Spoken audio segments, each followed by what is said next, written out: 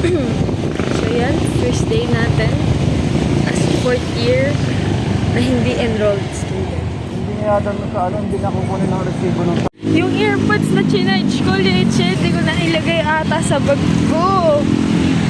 My God, my God. Wala nata ng jeep. Ang ingat. May dala akong payo pero hindi ko binukisan. Kasi bearable naman yung init for now. Wait.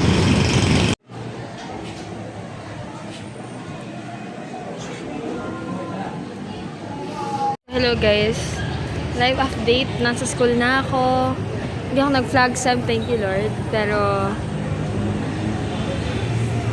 yung clearance namin, oh my God, ipopost ko pa naman to sa YouTube. Basically, yung clearance namin hindi pa naipapasa sa registrar.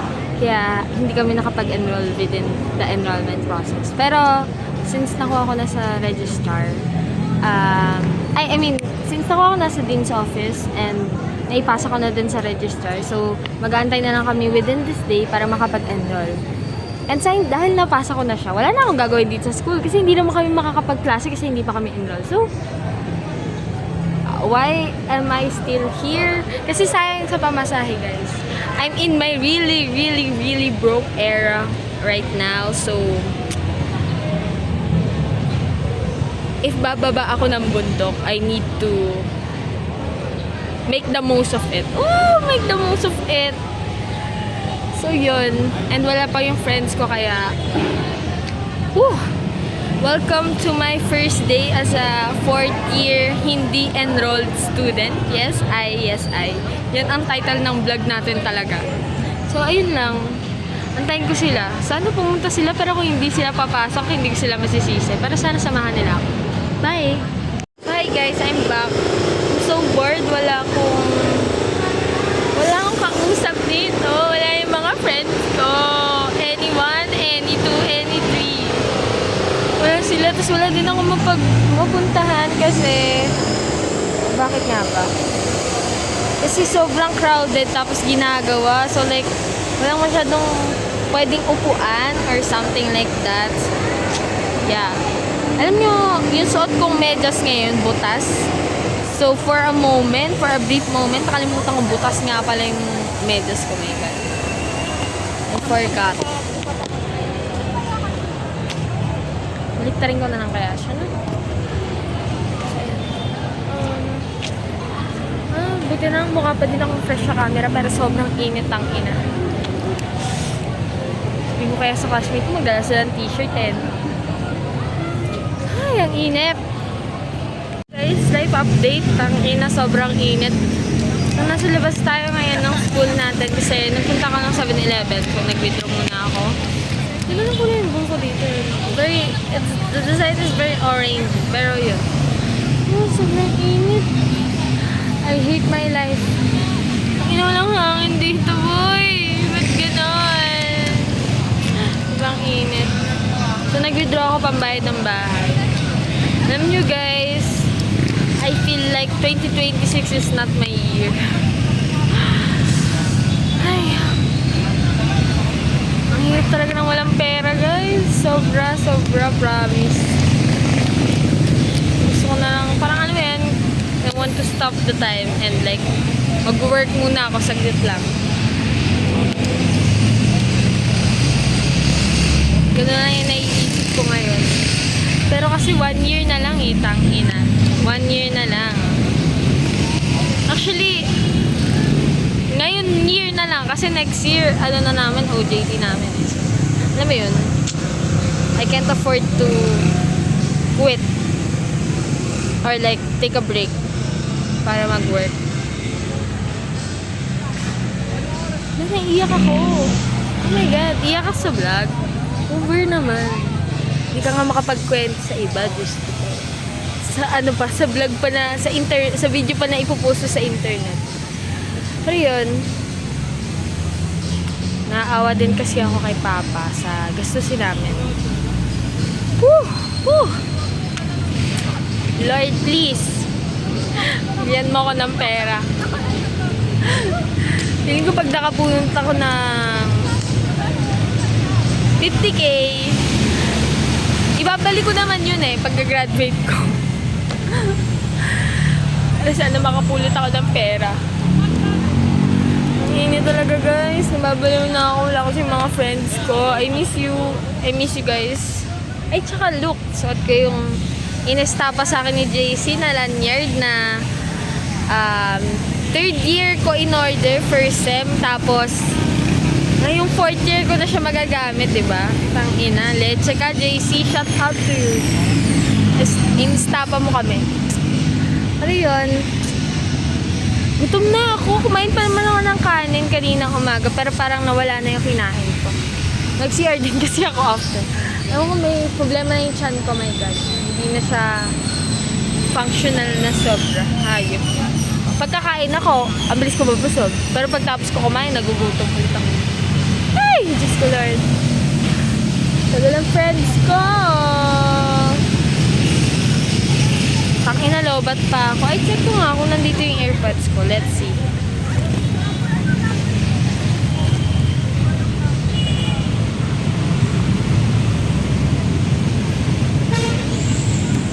Wala talaga, day. Wala talaga.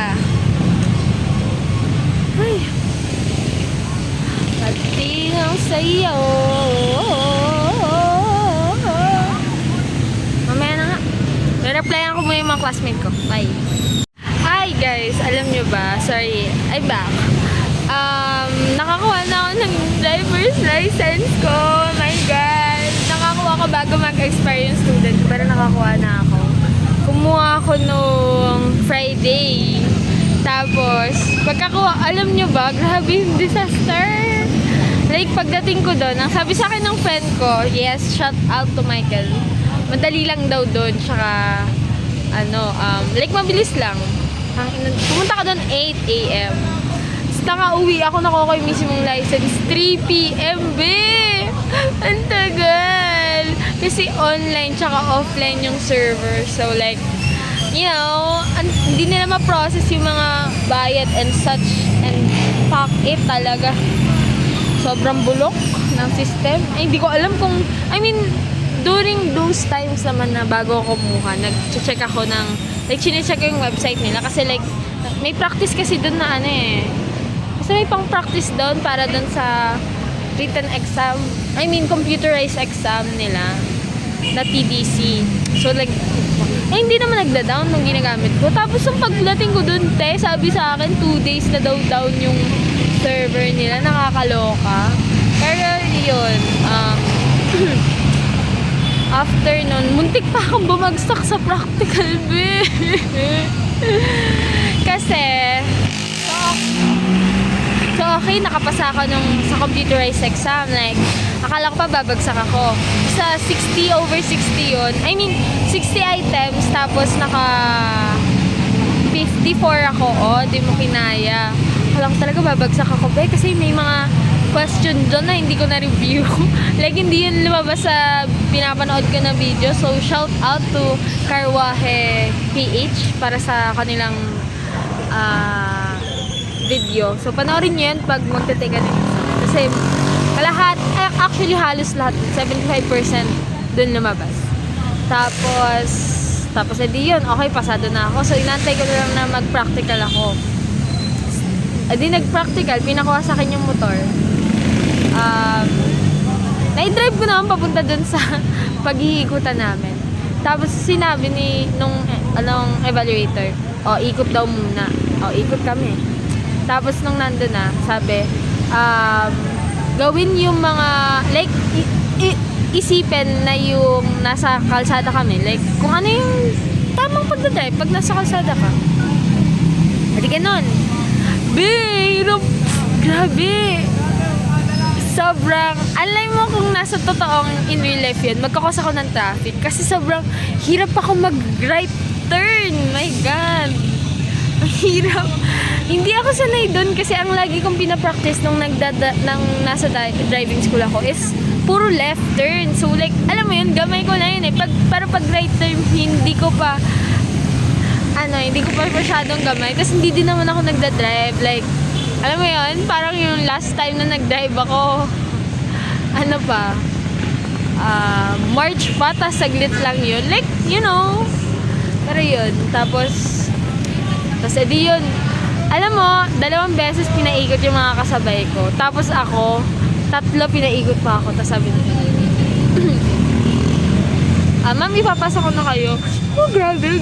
Thank you po, kuya. Thank you po, sir.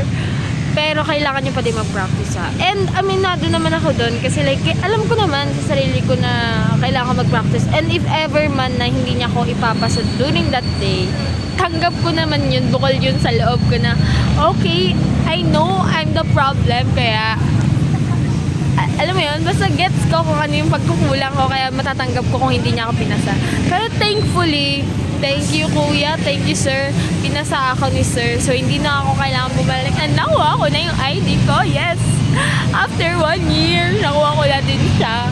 Actually, January pa ako pwedeng kumuha ng license, kasi January ako isipin nyo guys, September ako ata nag-start mag-driving school. And parang once a month ata akong mag-driving school kasi hindi kaya ng schedule ko. Tapos, kasi may pasok So like, weekends lang ako pwede Tapos, December, totally dapat talaga December tapos na ako. Kaso, di ba lumaban ako ng Enriley last year. So, pinamove ko ng January. So, January tapos na ako mag-driving school. Like, nakapasa na ako. Ang kaso, wait lang, ba't lumidilim yung cellphone? Ayun. Ang kaso, wala akong pera. So, hindi po muna ako kumuha. Kasi nga, super broke ko nga yung year, guys, promise. Hindi ko nga alam paano pa ako nakakapasok. Nasa point na ako in life wherein naglalakad na ako pababa sa bundok para lang makarating dito sa syudad. Kasi sobrang mahal ng pamasahe ko, 40 pesos pababa.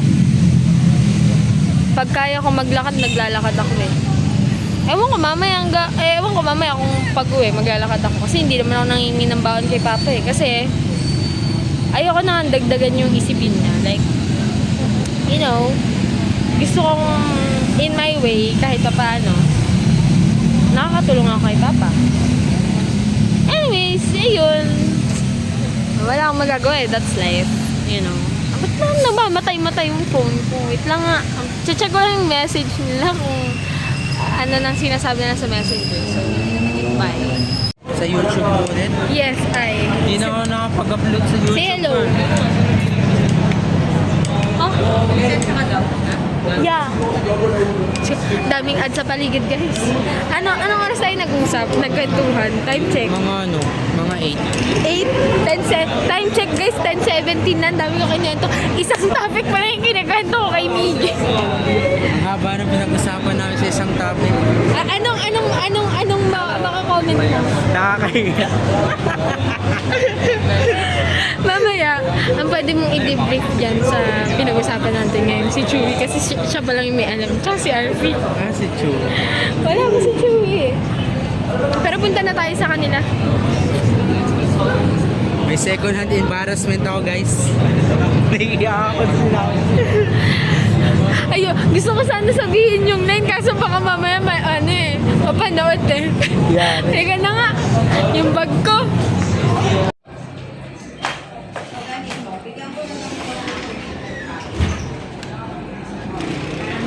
Ma'am, magpakita ka na sa amin, ma'am. Please, para matapos na tong paghihirap namin. Oh, Lord! Grabe yung pawis ko, halata sa cam. First day pa lang po. Ano to? Unang day ng paghihirap? Mukha kaming nag-sauna, grabe!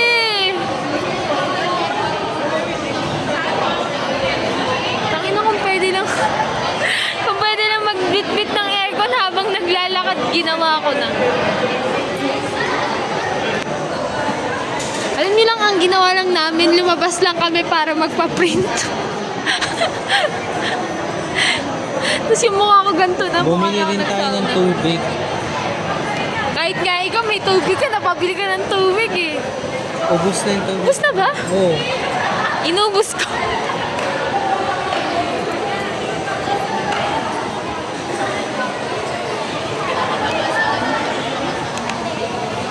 Woo! Oh my God. Ay, alam nyo ba guys? May nakasalubong ako kanina. Naka-uniform din. Tapos, lalaki kasi siya. So, nakasalubong siya. Tapos, nagkatingin na kami. Tapos, ngumiti siya sa akin. So, I was like, am I supposed to know you?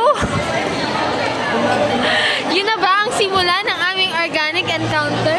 Kasi ngumiti talaga siya eh. New plat yung new plat. I-welcome ko yung new plat pag ganyan. Grabe, pawis na pawis ako. Di ba? Lumabas lang tayo ah. Pero buti nga sobrang lakas ng aircon nila ngayon eh. Or sobrang init lang sa labas. Kaya para sa akin malakas ang aircon nila ngayon. Ewan. Let's eat. Ay! Leche.